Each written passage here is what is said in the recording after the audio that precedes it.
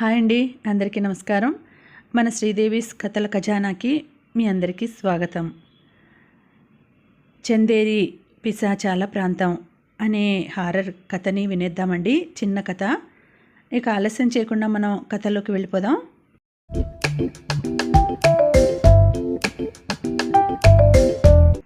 నా పేరు సుదర్శన్. నేను ఒక న్యూస్ రిపోర్టర్ కింద హైదరాబాద్లో పనిచేసేవాడిని.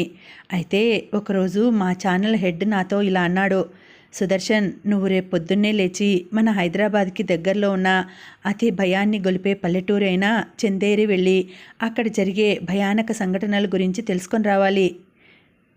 అదేంటి సార్, ఆ ఊరి గురించి ఎందుకు అన్నాడు సుదర్శన్. అలాంటి ఊరు గురించి రాస్తేనే మన ఛానల్ టీఆర్పీ రేటింగ్స్ చాలా బాగా పెరుగుతాయి. పైగా నువ్వు ఆ ఊరిని బాగా క్షుణ్ణంగా పరిశీలించి అక్కడి వివరాలు వీడియో తీసి వస్తే నీ జీతం డబుల్ చేస్తా. అలాగే సార్, తప్పకుండా వీడియో షూట్ చేసి తీసుకువస్తా అని చెప్పి మరుసటి రోజు ఉదయాన్నే లేచి త్వరగా తెమిలి తన కెమెరా, ట్రైపాడ్ అన్నీ సిద్ధం చేసుకుని ప్రయాణానికి బయలుదేరాడు సుదర్శన్. ఆ ఊరైన చందేరి చేరుకున్నాడు. తాను వచ్చేసరికి సరిగ్గా మధ్యాహ్నం 12 అవుతోంది. అయితే అతను ఆ ఊరికి కొత్త, ఎవరిని అడగాలో తెలియదు, ఏం చేయాలో తెలియడం లేదు. దాంతో ఆ ఊరి ప్రెసిడెంట్ అయిన జయదేవ్ గారిని కలిసి నేను వాళ్ళ ఊరికి రావడానికి గల కారణం చెప్పి వసతి భోజనం గురించి అడిగాను. అప్పుడు జయదేవ్ గారు ఇలా అన్నారు, ఇప్పటి వరకు మా ఊరి గురించి రాయడానికి ఎవరు రాలేదు. ఎందుకంటే ఈ ఊరంటూ ఒకటి ఉందని ఎవరికీ తెలియదు. పోనీలే బాబు, నువ్వైనా వచ్చావు. ఇక్కడ ఊరి పొలమేరలో ఒక అవ్వ మరియు ఆవిడకో 3 గదుల ఇల్లు ఉంది. అక్కడ నీకు వసతి ఏర్పాటు చేస్తాను. మా ఊర్లో ఏ అతిథి వచ్చినా ఆ అవ్వ ఇంట్లోనే వసతి ఏర్పాటు చేస్తాం అన్నారాయన. తర్వాత సుదర్శన్ ఆ అవ్వ ఇంట్లో సేద తీరి ఆ అవ్వని ఇలా అడిగాడు, అవ్వ, నువ్వు ఈ ఊళ్ళో ఎన్నాళ్ళు బట్టి ఉంటున్నావు? 12 సంవత్సరాలు బాబు. అయితే నీకు ఈ ఊరి గురించి ఏమైనా తెలుసా? నాకు ఏమీ సరిగ్గా తెలియదు బాబు. అప్పటికి సమయం రాత్రి 9 అవుతుంది. సరే బాబు, అయితే నువ్వు ఆ గదిలో పడుకో, నేను వీధి వైపు ఉన్న ఈ గదిలో పడుకుంటా అని చెప్పి తన గదికి వెళ్ళిపోయింది. అయితే సుదర్శన్కి నిద్ర పట్టక ఆ ఇంటి మేడ మీదకి వెళ్ళాడు. అక్కడ ఒక సంఘటన చూశాడు. అది ఒక కరుడుగట్టిన దొంగ ఆ ఊరి చివర్లో ఉన్న శ్మశానం పక్కన ఉన్న ఇంట్లోకి వెళ్ళాడు. వెంటనే సుదర్శన్ కూడా అతని వెంటే తన ట్రైపాడ్ కెమెరా పట్టుకొని వెళ్ళాడు. ఆ శ్మశానం పక్క నుంచి వెళ్తున్నప్పుడు ఏవో వింత అరుపులు, శబ్దాలు వినిపించాయి. సుదర్శన్కి అవేవి పట్టించుకోకుండా సుదర్శన్ ఆ దొంగ వెంటే వెళ్ళాడు. అయితే సుదర్శన్ ఆ శ్మశానం పక్కన ఉన్న ఇంట్లోకి వెళ్ళలేదు. ఎందుకో భయం వేసి ఆ ఇంటి బయట ఓ పక్కన ఉన్న కిటికీలో నుంచి జరిగింది ఆ ట్రైపాడ్ కెమెరాలో షూట్ చేస్తూ చూశాడు. ఆ కరడుగొట్టిన దొంగ ఆ ఇంట్లోకి వెళ్ళిన తర్వాత జరిగిన కథ. దొంగ ఆ ఇంటి తలుపులు తీసి అడుగు ముందుకు వేసి వెళ్ళాడు. వెళ్ళిన వెంటనే ఆ తలుపులు వాటంతట అవే మూసుకుపోయాయి. ఆ దొంగకు మొదట భయం వేసింది. తర్వాత ధైర్యం తెచ్చుకొని మెల్లిగా ముందుకు నడవసాగాడు. ఎదురుగా 2 గదులు మాత్రమే ఉన్నాయి. అయితే ఆ దొంగ ఒక గది తలుపు తెరిచి లోపలికి వెళ్ళాడు. ఆ గదంతా చీకటిగా ఉంది. ఆ గదిలో తనకి ఏమీ కనిపించలేదు. వెంటనే తాను వేరొకరి ఇంట్లో కొట్టేసిన టార్చ్ లైట్ ఆన్ చేశాడు. చుట్టూ చూశాడు. తనకి ఏమీ కనిపించలేదు. అయితే అక్కడ తను దొంగలించడానికి ఏ వస్తువులు లేవు అనుకొని వెనక్కి తిరిగి వెళ్ళిపోతుండగా ఆ గది తలుపులు కూడా మూసుకుపోయాయి. అప్పుడు ఆ దొంగకు గుండె జల్లుమంది. వెంటనే ఏం చేయాలో తెలియక ఆ గది తలుపు దగ్గరికి వెళ్ళి దబదబా బాధసాగాడు.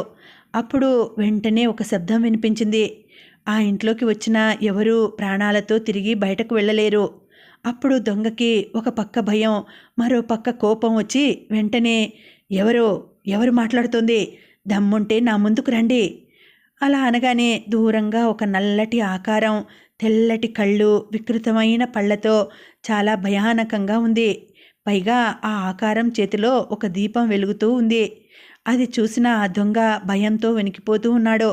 అప్పుడు ఆ దయ్యం చేతిలో ఉన్న దీపం ఆరిపోయింది.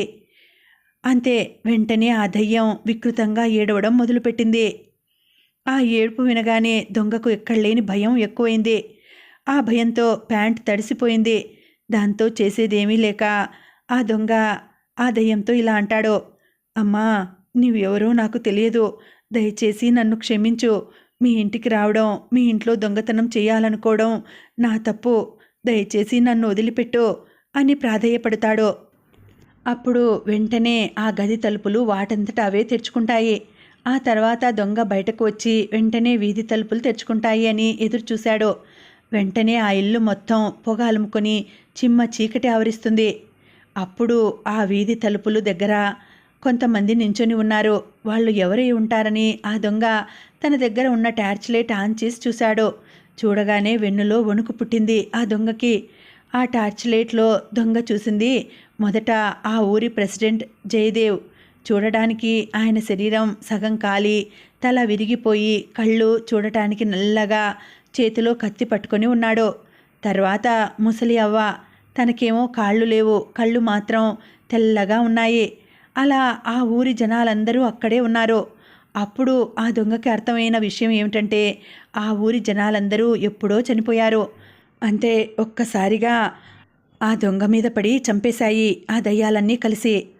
ఇదంతా చూసిన సుదర్శన్కు తన కాళ్ళు చేతులు వణుకుతూ భయంతో వెంటనే తన చేతిలో ఉన్న ట్రైపాడ్ కెమెరా షూట్ చేయడం ఆపేసి, తనకు ఆతిథ్యం ఇచ్చిన అవ్వ, ఆ దయ్యాలలో ఉన్న ముసలి అవ్వ ఒకటేనని, పైగా ఆ ఊరు ఎప్పుడో శ్మశానంలా మారిపోయింది అని తెలుసుకొని వెంటనే వెనక్కి తిరగగానే ఎదురుగా ఆ ఊరి జనాలందరూ ఆ సుదర్శన్ కేసి కోపంగా చూశారు. అంతే, సుదర్శన్ గుండె ఆగిపోయింది.